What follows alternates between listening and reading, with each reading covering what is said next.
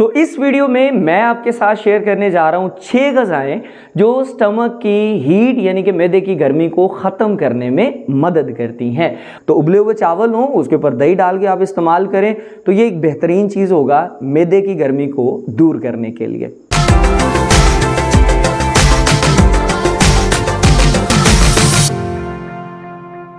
अस्सलाम वालेकुम, this is Suhail Anjum. आप देख रहे हैं हेल्थ अफेयर।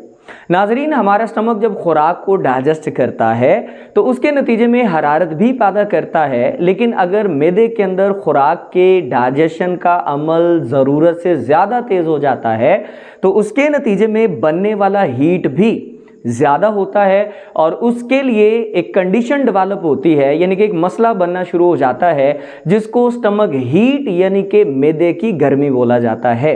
अब अगर ये प्रॉब्लम जो है वो ज़्यादा देर तक परसिस्ट करता है तो ये हमारी सेहत के लिए बहुत से ख़तरनाक किस्म के पेचीदा किस्म के मसाइल की वजह बन सकता है।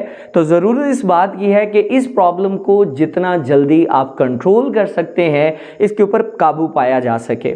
आज की इस वीडियो में मैं आपके साथ पहले तो कुछ ऐसी वजूहात शेयर करूंगा जो कि इस मैदे की गर्मी की वजह है, और साथ ही साथ हमारा जो मेन फोकस है वो उन ग़िज़ाओं के बारे में है जो कि हमारे मैदे से हरारत यानी कि गर्मी को ख़त्म करने में मदद करती हैं।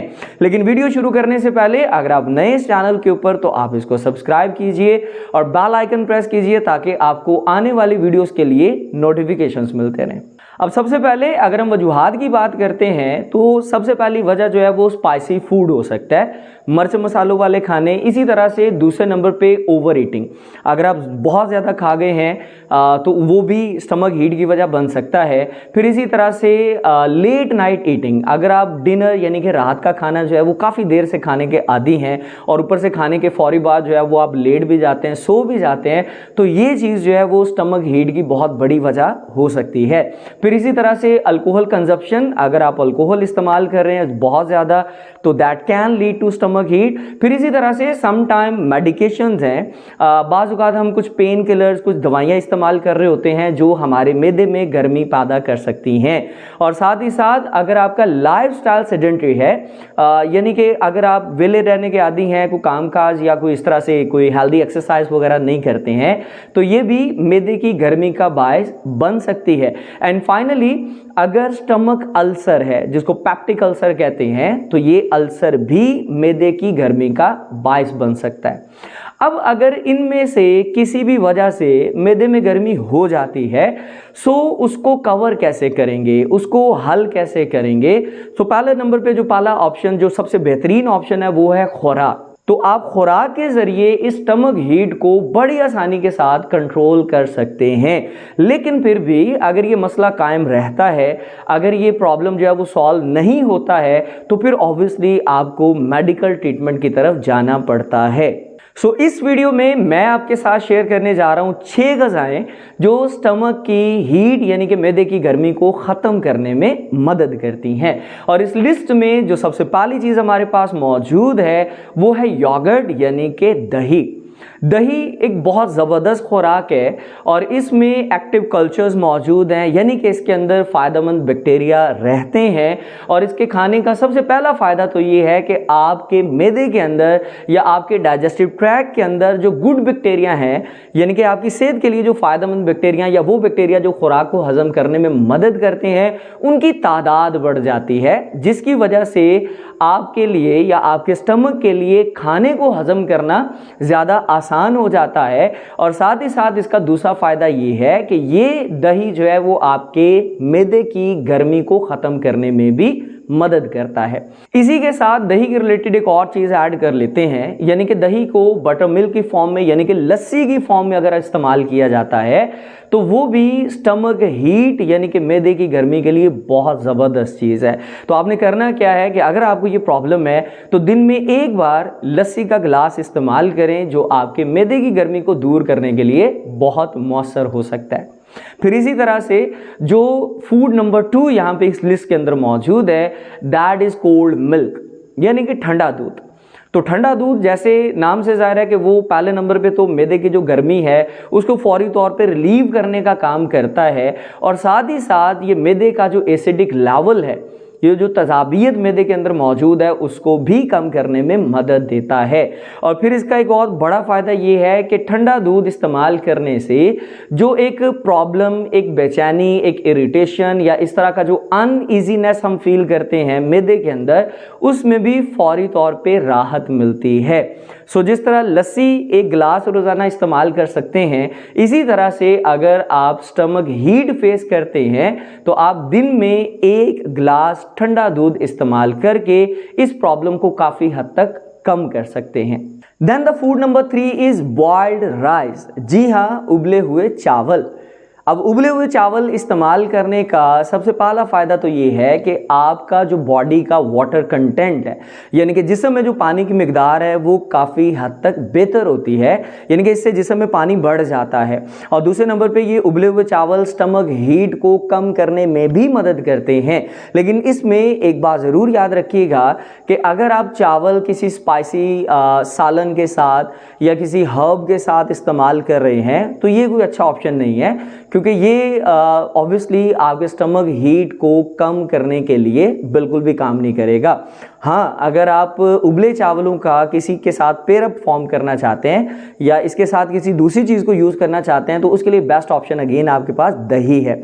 तो उबले हुए चावल हों, उसके ऊपर दही डाल के आप इस्तेमाल करें तो ये एक बेहतरीन चीज़ होगा मैदे की गर्मी को दूर करने के लिए। इसी तरह मैदे की गर्मी को ख़त्म करने के लिए जो चौथी खुराक आपके साथ मैं शेयर करने जा रहा हूँ वो है मिंट, यानी कि पुदीना। और साथ ही साथ एक और चीज़ है जिसको कैमोमाइल बोला जाता है, यानी कि उर्दू में इसको बाबूना बोला जाता है। अब ये जो दोनों चीज़ें हैं, पुदीना और बाबूना, इन दोनों के अंदर बहुत ज़बरदस्त किस्म का कूलिंग प्रॉपर्टी मौजूद है, यानी कि इनके अंदर ठंडक पैदा करने की सलाहियत मौजूद है जो मैदे की गर्मी को कम करने के लिए बहुत मौसर है। और इनको इस्तेमाल करने का जो बेहतरीन तरीका है वो है चाय, यानी कि जिसको कहवा भी बोला जाता है। अगर पुदीना और कैमोमाइल, यानी कि मिंट एंड कैमोमाइल टी बोला जाता है, अगर दिन में 1 कप उस कहवे का इस्तेमाल किया जाए तो ये ना सिर्फ आपके मैदे की गर्मी को कम करने में मदद करता है, बल्कि साथ ही साथ जो आपके स्टमक के अंदर जो हाई एसिडिक लेवल है ये उसको भी रिलीव करने का काम करता है, यानी कि एसिड को भी कम करता है। Then comes number 5 and number 5 is just simply water. आप पानी इस्तेमाल करें। अगर आप मैदे की गर्मी का शिकार हैं तो आप ज़्यादा पानी इस्तेमाल करें और उसका फ़ायदा ये होगा कि वो पानी जो है वो एक तो स्टमक हीट को रिलीज़ करने का काम करता है, मैदे की गर्मी को कम करने का काम करता है, और साथ ही साथ एक बेहतरीन फ़ायदा ये है कि स्टमक हीट के दौरान जो मैदे के अंदर बनने वाले ख़तरनाक किस्म के टॉक्सिक मटेरियल्स हैं, ये पानी उन मटेरियल या उन टॉक्सिक सब्सटेंसेस को फ्लश आउट करने का काम करता है, यानी कि जिस्म से उन ख़तरनाक केमिकल मादों को अखराज यानी कि खारिज करने का काम करता है। और इसी तरह से ये पानी जो है वो आपके जो डाइजेस्टिव सिस्टम है, जो निज़ाम इंहिज़ाम है, इसको तंदुरुस्त रखने में भी मदद करता है। And finally here is food number 6, और फूड नंबर 6 में कौन है? इट इज़ कोकोनट वाटर, यानी कि नारियल का पानी, जो मैदे के लिए बड़ी ज़बरदस्त चीज़ है। उसकी पहली वजह यह है कि ये अल्कलाइन नेचर का है, जिसकी वजह से हमारे स्टमक का जो एसिडिटी है या मैदे की जो तजाबियत है उसको ये ख़त्म करने में मदद करता है। और साथ ही साथ दूसरा फ़ायदा इसका ये है कि ये आपके मैदे की गर्मी को भी कम करता है। तो ये तो वो 6 ग़िज़ाएं थी जो कि हमारे मैदे की गर्मी को कम करने में मदद करती हैं। लेकिन साथ ही साथ यहाँ पे बोनस टिप के तौर पे मैं उन ग़िज़ाओं के बारे में भी बताना चाहता हूँ जो कि आप अवॉइड करेंगे, यानी कि जिनसे दूर रहना चाहिए अगर आप मैदे के गर्मी से बचना चाहते हैं। अब वो ग़िज़ाएं कौन कौन सी हैं? उसमें नंबर 1 चिलीज़, यानी कि मिर्च मसाले। इसी तरह से दूसरे नंबर पे दालचीनी, लहसुन, प्याज, गोश्त, पनीर, कार्बोनेटेड ड्रिंक्स, इसी तरह से चॉकलेट और चाय यानी कि टी। तो ये वो ग़िज़ाएं हैं जो मैदे की गर्मी को बढ़ाती हैं। अगर आप स्टमक हीट से बचना चाहते हैं तो ऑब्वियसली इन ग़िज़ाओं से थोड़ा सा परहेज़ करना पड़ेगा। So that was all about this video. अगर आपको वीडियो इन्फॉर्मेटिव लगा है तो इसको लाइक कर दीजिए, फ्रेंड एंड फैमिली के साथ शेयर कीजिए, चैनल को ज़रूर सब्सक्राइब कीजिए और बेल आइकन प्रेस करें ताकि आपको नए आने वाली वीडियोस मिलती रहें। हम मिलेंगे इसी तरह के एक इंटरेस्टिंग टॉपिक के साथ। अपना ख्याल रखिएगा। अल्लाह हाफिज़।